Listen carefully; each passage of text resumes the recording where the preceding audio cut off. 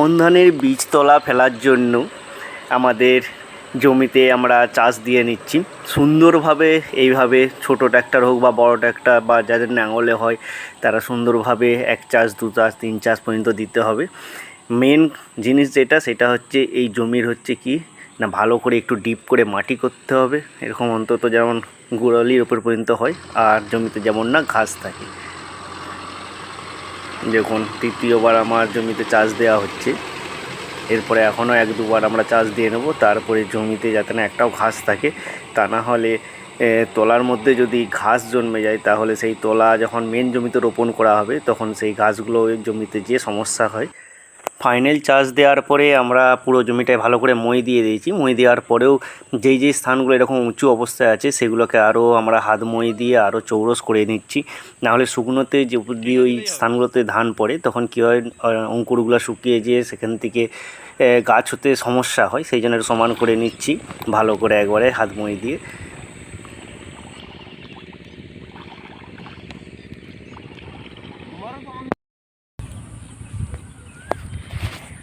আমন ধানের তোলা ফেলার জন্য আমাদের যে বীজতলার বেড, সেই বেড আমাদের আজকে টানা হচ্ছে। তো এই বীজতলার বেড তৈরি করতে গেলে সবার প্রথমে আপনার জমিতে ভালো করে অন্তত 2 থেকে 3টে তো চাষ দিতেই হবে, তারও বেশি যদি জমিতে ঘাস থাকে।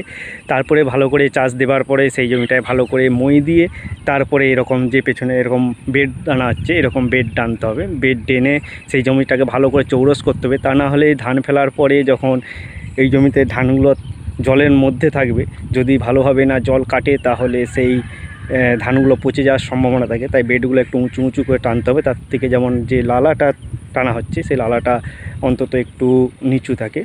এইভাবে যে বেডগুলো টানা হচ্ছে এই বেডের থেকে এই যে নালাটা টানা হচ্ছে, এই নালাটা যেমন নিচুতে থাকে, যেমন এই জলটা ঘুরে এসে এই জলটা নালা দিয়ে বাইরে এখান থেকে একটা নালা টানা হবে, বাইপাস হয়ে বেরিয়ে যায়। আর পুরো জমিটাকে ভালো করে চাষ দিয়ে তারপরে মই দিয়ে দিতে হবে, দিয়ে এরকম করে টানতে হবে। এইটা আমার পুরোটা একটা 1 বিঘার উপরে জমিটা আছে। পুরো জমির উপরে বীজতলা ফেলা হবে, প্রায় 1 কুইন্টালের উপরে তলা পড়বে। তো এই পুরো জমিটাকে ভালো করে 3-4 চাষ দিয়ে সেটাকে মই দিয়ে সমান করে তারপরে এরকমভাবে দড়ি বেঁধে দেওয়া হয়েছে এপাশ থেকে সেপাশ। এইভাবে দড়ি টেনে দেওয়া হয়েছে, এপাশ একটা সেপাশ একটা খুঁটা গেড়ে দিয়ে তারপরে একটা সোজা করে লাইন টেনে দিচ্ছে। এটা করলে কী হয়, অনেক কম সময়ে আপনার বেডগুলো টানা হয়ে যাবে এবং খুবই সুন্দরভাবে হবে।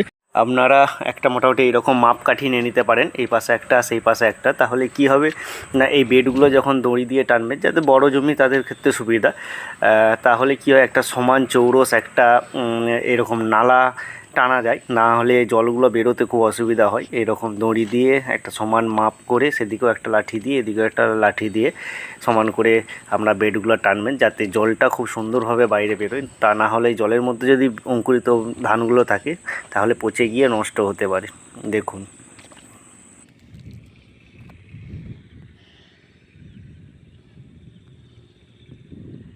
বড় জমিতে খুব সহজেই এই বেড তৈরি করার জন্য এরকম একটা হাঁড়ি নিয়ে নিতে পারেন। হাঁড়ির মধ্যে খানিকটা মাটি দিয়ে এরকম করে সুন্দর করে টানতে পারেন, তাহলে খুব কম সময়ে আপনার বেডগুলো তৈরি হয়ে যাবে। দেখুন কীভাবে আমরা টানছি। আর এই হচ্ছে আমার অঙ্কুরিত ধানের বীজ, এটা MTU 7029। খুব সুন্দরভাবে অঙ্কুরোদ্গম হয়েছে বীজগুলোতে। এই বীজগুলোকে আমরা এবারে জলের মধ্যে ফেলবো। খুব একটা বড় কল হয়নি, কারণ বর্ষাকালে খুব একটা বড় কল না করলেও ধানগুলো বেরিয়ে যায় অঙ্কুরোদ্গম হয়ে ভালোই। আর না হলে শীতকালে হলে এই কলগুলোকে একটু বড় করতে হয়, না হলে ধান গাছ বেরোতে সমস্যা হয়। দেখুন এই জলের মধ্যে ফেলবেন, জলের মধ্যে ফেললে কি হয় না, আপনার মাটির মধ্যে ধানগুলো ঢুকে গিয়ে নষ্ট হওয়ার সম্ভাবনাটা কমে। আজকে বিকেলে আমি বীজ ধান ফেলছি, আজকে সারা রাতেই জলের মধ্যে থাকবে। কালকে সকালে আমরা এই জলটাকে বাইরে বের করে দেবো, না হলে বেশিক্ষণ যদি জলের মধ্যে থাকে সেগুলো আবার ধানগুলো পচে যাওয়ার সম্ভাবনা থাকে। তাই জলটা কালকে সকালে কেটে বার করে দেবো।